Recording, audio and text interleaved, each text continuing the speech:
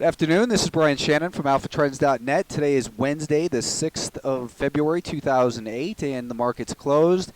And it was another ugly day for the market if you're long. Yesterday I noted that the long-term, short-term, and intermediate-term trends were all heading lower once again. So further weakness shouldn't come as a surprise. The S&P 500 lost $1.23 or 0.92%, as it looks like that so far the 132 level does continue to hold up, but it looks like this market is starting to experience some real panic in some certain issues, and a test of these lows is becoming more likely, in my opinion.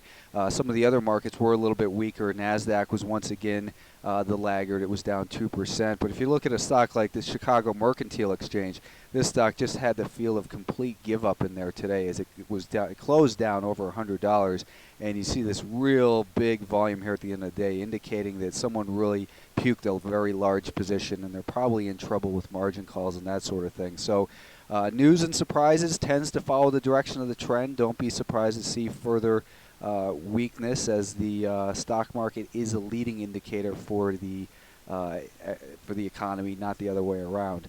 So let's take a look at the 30-minute time frame. You can see here that yesterday we saw that 5-day moving average was violated and started turning lower once again. The 132 level is again the area where we look for potential support, but that doesn't mean buy.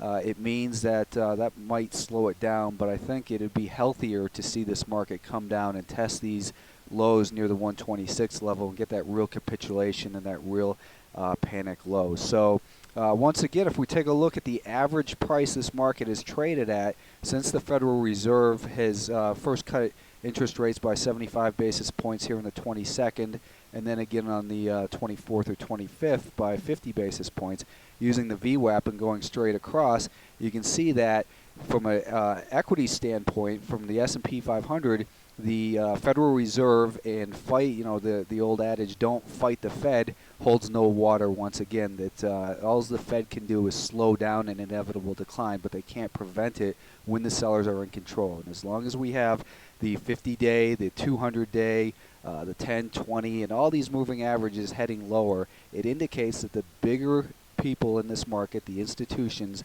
are net sellers, and to step in front of that is really just something that doesn't make any sense, except for very short-term intraday trades. If we take a look at today's intraday activity, buyers were in control for a little bit here this morning, but once it got back below that intraday daily VWAP, it was back to the familiar pattern of lower highs and lower lows, and they closed pretty close to the lows in here again today. So I would expect that at some point we will see a test of this low. And once again, the average price from January 1st is right up here at about 136.70 now. So that level's coming down as well, and most people continue to experience losses, as they have even as far back as you can see 2006. And if we take it to January 2005, the average participant in this market, the average buy and hold investor, is most likely losing money once again. So let's take a look now at the semiconductors.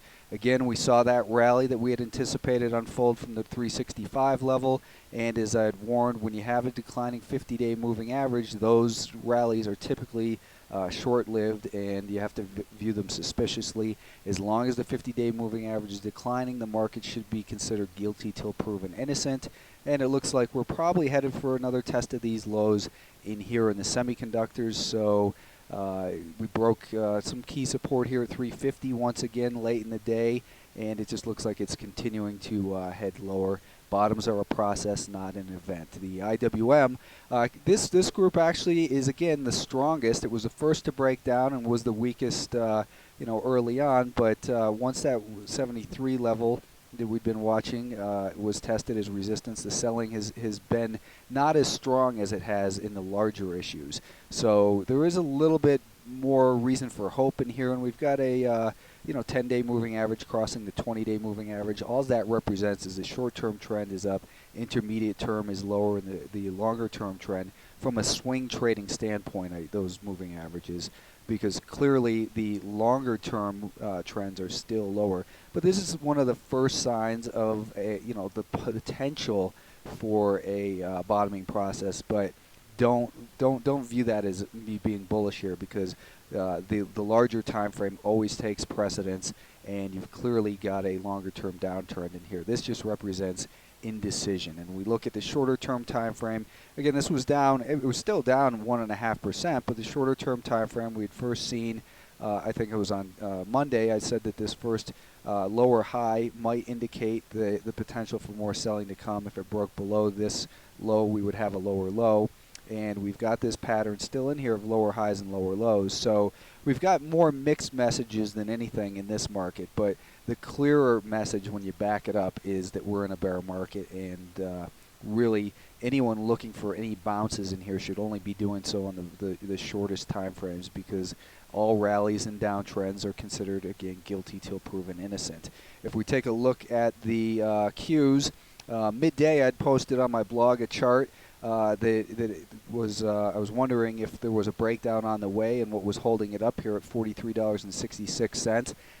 So hopefully you saw that on the blog, because that's about the exact point actually where this market really began to see further selling. The more time support is tested, the more likely it is that that level that the buyers are going to give up in that area, as they realize there's an overwhelming source of supply coming into this market. They pull their bids, and then the sellers have their way with the market here, as it did break that support level. And this market, again, it has been the laggard, continues to be the laggard, being led lower by stocks like Apple, which have been saying it continues to look weak, and there's no reason to expect that just because they've got good products that it's going to represent in this price. The message, the clear message in a stock like Apple is that it's in a downtrend. The big people are selling, and don't confuse a good company or what you think is a good company with what is a bad stock at this point. Unless you're short, then it's a great stock. But it looks like we're headed for an inevitable test of these lows. We are in a primary downtrend, so I wouldn't necessarily expect those lows to hold, but a lot of times we get a washout move and then a bounce from there that takes it to another lower high.